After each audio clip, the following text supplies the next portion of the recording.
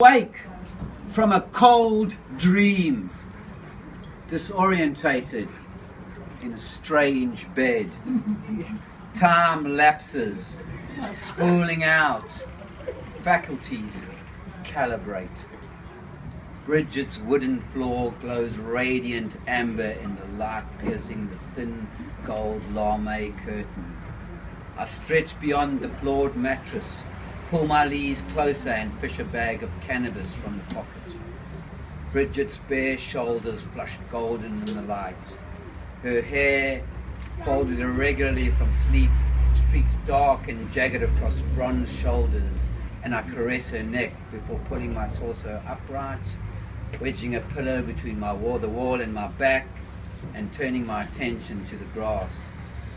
The room's filled with aged leather suitcases, attachés, satchels, saddlebags, big old camera cases, grips, and more. I begin to crush some grass, rain clattering outside on the glass of the old bay window, its ozone scents and the smell of aged leather, my companions. It's just after 11 a.m. Sunday morning. People will be looking for me. For one, Vic Voodoo had intended to crash over at my flat. Circumstances were that during the course of the night, we, that is Vic, Sex Pistols and I moved over from Faces to Deplan. I'd wrapped up my Faces business by midnight, and there was an alternative avant-garde fashion show at Deplan that Vic and Seth's girlfriends were modelling in. We get there, and the show's halfway through. Light and oil fusion, alien costumes and loud music consume my acid-fried brain. Sometime later, Bridget turns up. She and Kathy, from what I can figure, are having some issues. I want her. She's the girl I've desired the most out of all the girls I've pursued. Maybe because within me I know she'll never have me, never want a relationship with me. I already know that. Our paths had crossed before in an all too short moment in real time. Plus, she never cared for my lifestyle, although Kathy herself had been involved in the chemist junk scene too. I made no attempt to rationalize their getting together as it unfolded at the time, but there's no time like the present for chasing fantasies, so I try on my most charmed character in the hope of spinning her, even if just for one night. Now, hours later, here I recline, with little sleep and wanton desires fulfilled. I didn't plan it that way. Hadn't expected to cross paths with Kathy or Bridget. Hadn't seen her and they're around on the scene for some time. Things change. People drift into different crowds, circles of friends. With me, it constitutes overlapping circles. I skim on those outer surfaces, on those cogs and lips and lies, drifting on these wheels in such a manner with but a handful of close comrades and no true affinity to any circle, just rambling along, I live. Bridget and I had crossed paths a year or so back and felt a common interest in each other's lives. Circumstances of circles of friends helped determine that she would eventually break up with Sven and end up with Kathy, and our paths would fade. There are other issues that come into play, yet afore I am again distracted, afore I incommode such incalculations, Bridget and Kathy, I rarely see them these days. At the club, 3 a.m., mind full of maggots, mind full of disease, walking the line between good and evil, barely able to stagger. Behold, this angel looms from a dance floor accident that I immediately recognize as the one. The acid thickened my veins. I remove myself from the spill, pulling away from the grip of the music, the want of my hips, reverberating columns of sway all about me, glistening bodies of sway swinging to this nocturnal day, enticing me to stay. Mitigating pardons to the fiendish flaws, my eyes only on Bridget.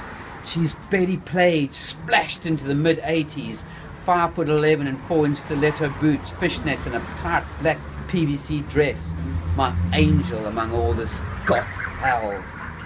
Watching my dance floor calamity and now eyeing my approach, I scan everywhere for Kathy. She will sneak up behind while I salivate over Miss Page in her most dangerous outfit of latex and more. I kiss her on the cheek and squeeze her hand. She puts her arms about me and kisses my mouth. How's it, Bridget? How's it going? Hi, James. I'm fine. And you, sweetheart? I express my well-being and pleasure at seeing her, tell her how great she looks, and then find myself in an acid-struck dumb moment as light showers splinter around, peeling off the dance floor askance and shredding all about. Moments later, can I get you a drink? No thanks. Make you a blow? No thanks. Take you home with you right now? A scolding smile for an answer. Haven't seen you for a while, honey. What's happening? Caught up in domestic bliss or what, eh? Where's the auntie? Her eyes say it all. She's away and I'd rather not talk about it, eh? Hey, that's cool with me. Catch a park this side. I lead her towards a couch against the wall, sorry. I was going to make a blow anyway. Sure, I can't get you a drink. I'm heading to the bar. Bridget nods a negative and I sit down. I stagger to the bar. Order, pay, stumble back to the couch, push a drink into her hand and clank mine against it. Here's to you, lass. Thanks, James, but I didn't want a drink. You needed one, so I got you one. She smiles and I melt with the acid deep in my veins. God, you're a beautiful woman. Every time I see you, I'm reminded that I announce awkwardly. She smiles again and looks away, drinking from her drink. Out of chat-up lines, I begin to crush some cannabis on my palm. Red lorry, yellow lorry, pulverize the sound system. Vic Voodoo's on the dance floor, lost in some dark hallucination. Seth Pistols, along with his 15-inch mohawk hairdo, bends his girl Scarlett's ear in a far corner. Across the bar, I spy Frank Bean, holding up on his hair. And Bridget, well, she's right here. I edge up so our sides touch and she turns and smiles at me kindly. Takes a few little sips from her drink and revolves back to watch the dance floor show. Vic staggers off, his shirt crumpled and abandoned on the step. Nina follows, scooping it up and giving it to him. Unaware, seconds later, as they stagger on, he drops it. I don't have to see his face to know the expression. Bridget and I laugh. I dig in my lee pockets for cigarettes. None. Got a smoke? Bridget hands me a box of Daniel. I take one and break a bit into the cannabis, pour the last of my vodka down my throat, dig my papers from my pocket, brush the grass from my palm and roll up. Pass the joint to Bridget and get up and head for the bar. Vic and Nina are there. Voodoo's jerking Lucy off for free drinks. He focuses on me and I buy a round for him and Nina and her flatmate Donna. Killing jokes on the turntable. Frank Bean's close to being nabbed for indecent exposure. Voodoo's mumbling indiscernibly in my ear and I can just make out Bridget's PVC dress calling from across the club. Listen, Brazzy, I've got to head that side to say Bridget's here. Bridget? Yeah, Bridget. What Bridget, mate? Fucking photographer Bridget. Bridget, yeah, Bridget. Oh, fucking Bridget, I said. Okay, I know it's your sweet and one and only love, Bridget. So make a blow, Voodoo, giving me his South African intonation. Make your own blow, brew, I laugh. Now in his native North London. Oi, come on, Jingo, mate. I'm too out of it. I need a stabilizer. Hey, well, came way. Voodoo leans into Nina, wrapping his arms about her slim waist, whispers in her ear, then staggers after me. I avoid eye contact with Donna and pick up his shirt at the edge of the dance floor. Bridget smiles and as I pass her drink over and she hands me the joint. I give Voodoo his top. Yeah, this is yours. Look after it yourself. It drops to the floor. Hi, Bridget. How are you? Fine, thanks, Vic. Yourself? Wasted. Where's Kathy? Yeah, take your clothes, waster, I cut in, picking up and pushing his shirt onto his outstretched arms. Vic covers his clean chest and gives me an encourageable smile. Hey, Brew, I whisper, don't fuck around, yeah? You know I'm trying with Bridget. Don't be talking about Kathy, please. Fine, okay, mate, Vic responds, still cracking up to himself, and I turn my attentions back to Bridget. What's this you got me, James? Same as before, rum and coke. Right. Bridget slow drinks half of it down. We clink glasses and laugh. The bouncers are stiff about smoking in the club. We head out of the side exit and up a fire escape onto the roof. Seth's up there, as are a few others. It's a chill out and get stoned zone. Vic's got his shirt off again. I grab it and use it for a seat for Bridget. The sky's clouded over, set for summer rain. I light the joint, feel the smoke moving up into my lungs, liquid velvet. The sky opens up, flushing orange. On the distant horizon, red explosions burst forth, and the ruffle of heavy artillery shakes my teeth. We smoke the joint. Bridget even has a few tokes. She's on a rebel run tonight. Vic wanders over to Seth and a couple of the other purveyors. Pistols checks me out and gives me the connected sign. I return it. We finish and Bridget and I head downstairs. I order another single and double at the bar. It's near 4 a.m. We dance too. Well, I just stagger around trying to keep my balance. Bela Lugosi's dead by Bauhaus. A wise choice, Helga, I think. Not that he knows anything about my thoughts, but Bridget's a big Bauhaus fan, and Helga, he's just DJing. And me, well, me. I've got her swaying on the rum and cokes, toking on reefer and dancing with me. What more could a shallow grave diggers, lost 1,000 miles from home with no shoes, ask for? Is my dance card looking up at last? I give Helga a wavy thumbs up from the stagger. We're in the last quarter of the 20th century. Acid-soaked thoughts drive me on, and I must confess now, I am the living dead. Yeah, for a walk-on part in this theatre of fools. For I died on one of those cold and frigid chalice nights so many, many eves ago.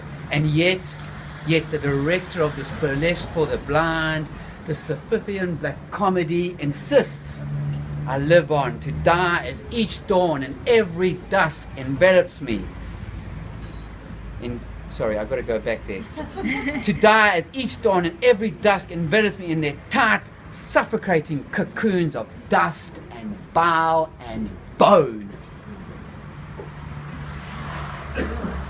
Borrowed time and my bad dance card is all I have now, all that matters as this parasite, this pestilence consumes my hollow, pallid skin here and now.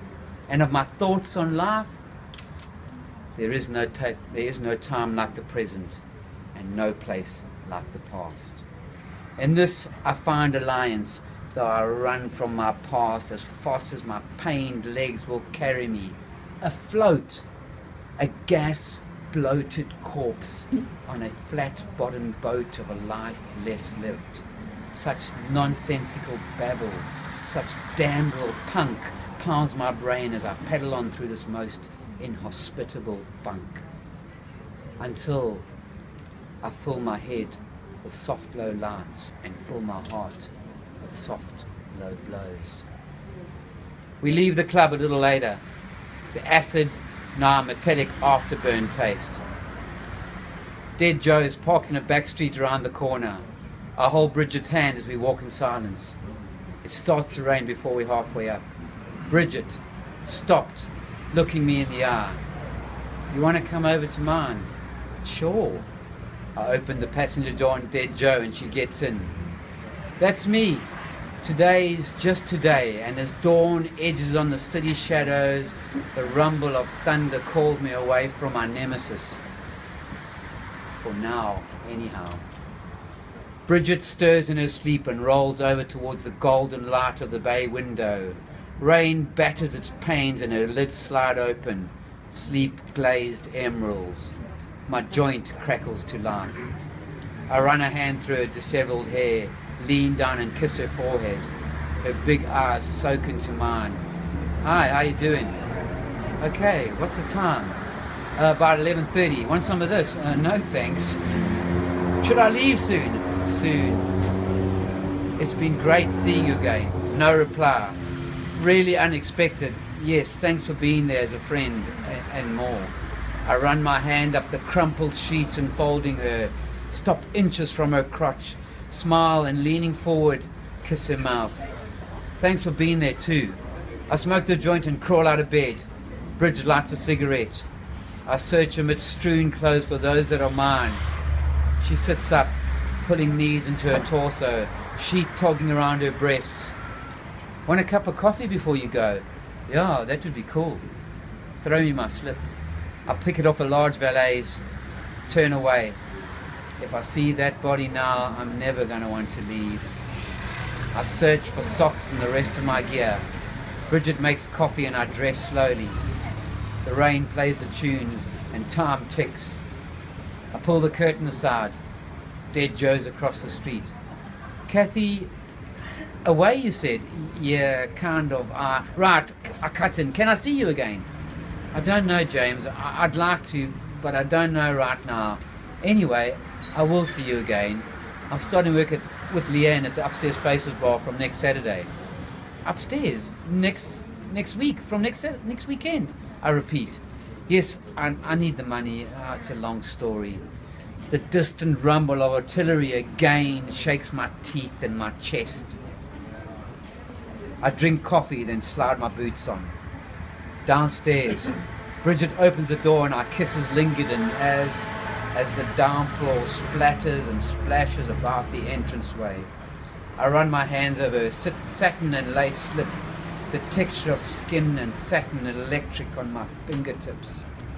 At the bottom of the stairs, I spin around in the rain. I'll see you at the club next weekend, sugar pie.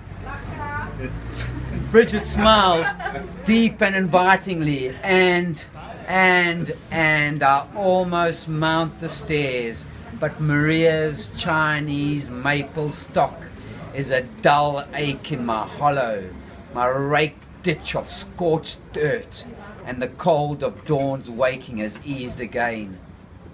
So I leave. It's chapter 1. It's called Just Like Honey. It's about this last Bridget.